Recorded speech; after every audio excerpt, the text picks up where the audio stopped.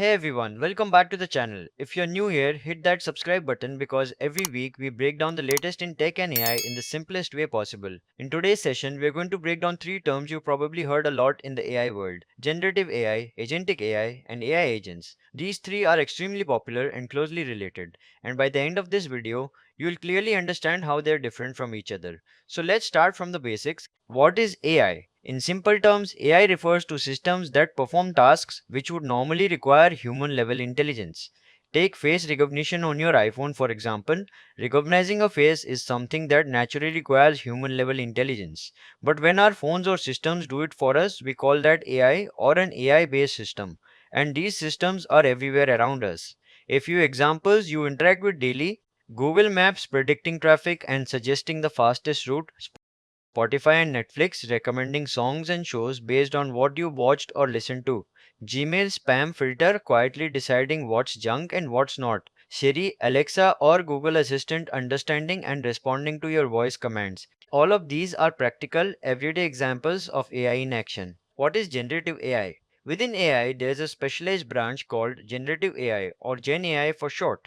It's probably one of the easiest concepts to understand in the whole field. Gen AI is the type of AI used to generate content, and that content can be anything: text, images, audio, video, even code. You've likely used Gen AI tools without even thinking about it. Asking ChatGPT a question or getting it to draft an email reply. Getting Claude or Gemini to write or debug a piece of code for you. Generating images with Midjourney or Daily. Creating AI voiceovers with tools like 11 Labs, using GitHub Copilot to autocomplete code while you're programming. When we talk about generative AI tools, we're usually talking about Q&A style chatbots. You ask a question or type a query and the chatbot generates a response structured neatly as a proper answer. The brain behind Gen AI LLMs. The actual content generation is powered by LLMs, large language models. LLMs are essentially the brain behind the operation. Whether we're talking about Gen AI tools or agentic AI tools, large language models are machine learning and deep learning models trained on massive amounts of data, huge volumes of data available across the internet. Some popular examples of LLMs you've probably heard of: GPT, Claude, Gemini, and LMA. These are all well known LLMs powering. Now, if I ask a Gen AI model, is gold a good investment? The model will generate an answer based on its training data. That answer might include some historical facts and figures, maybe a suggested percentage allocation, but at the end of the day, it's just generating an answer. Once that answer is generated, the job is done. This is exactly why Gen AI tools are considered reactive in nature. We ask a query, it generates content based on that query, and its job ends there.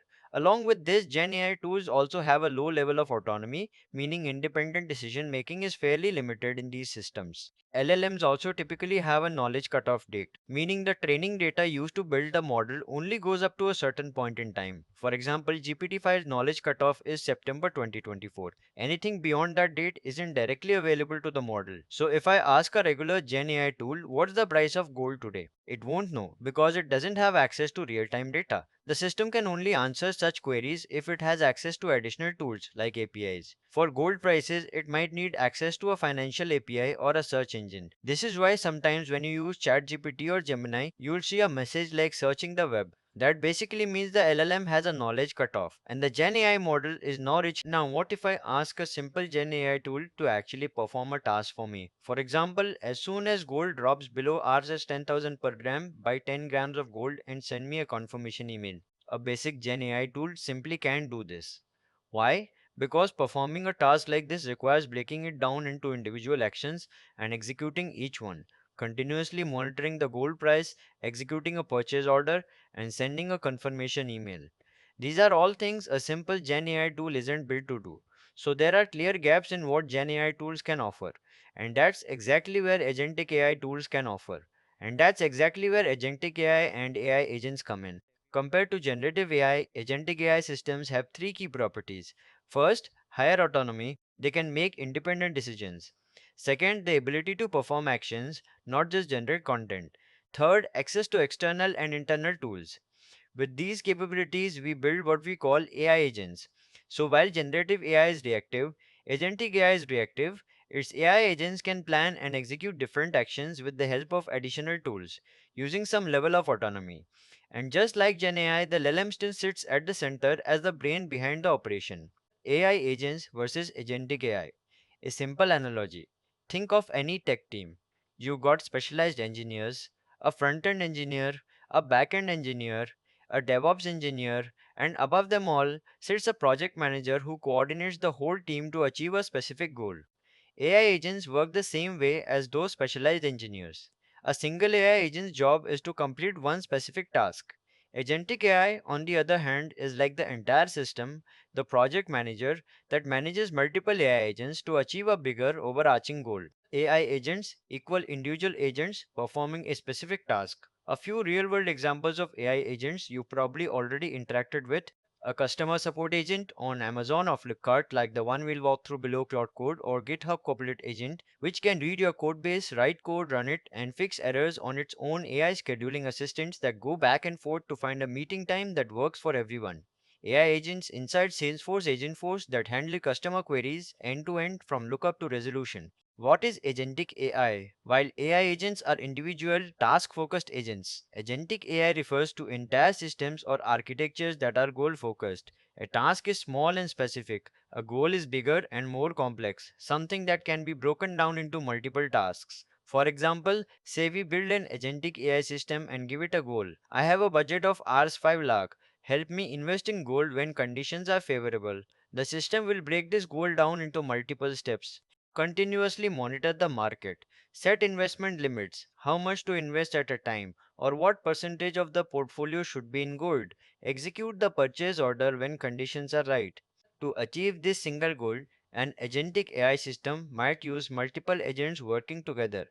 For instance, a market monitoring agent that tracks when the market is going up or down, a financial advisory agent that recommends how much to invest at a time, an execution agent that asks for confirmation, places the purchase order, and then notifies you via email or message. In conclusion, all of these terms represent an evolution in the field of AI. First came AI, then generative AI, then AI agents, and finally agentic AI. While there isn't one fixed definition for each of these terms across the industry, here's a simple way to remember it. As we move from AI to generative AI to AI agents to agentic AI, the complexity of tasks these systems can handle keeps increasing. We start with simple AI systems, move to simple generative AI systems, then simple AI agents, and finally arrive at agentic AI systems built to handle far more complex, sophisticated tasks and goals. I hope this session gave you a clear understanding of the exact differences between generative AI, agentic AI, and AI agents. If you have any tech or AI related questions, drop them in the comments below. That's it for today. See you in the next session. Till then, keep learning and keep exploring.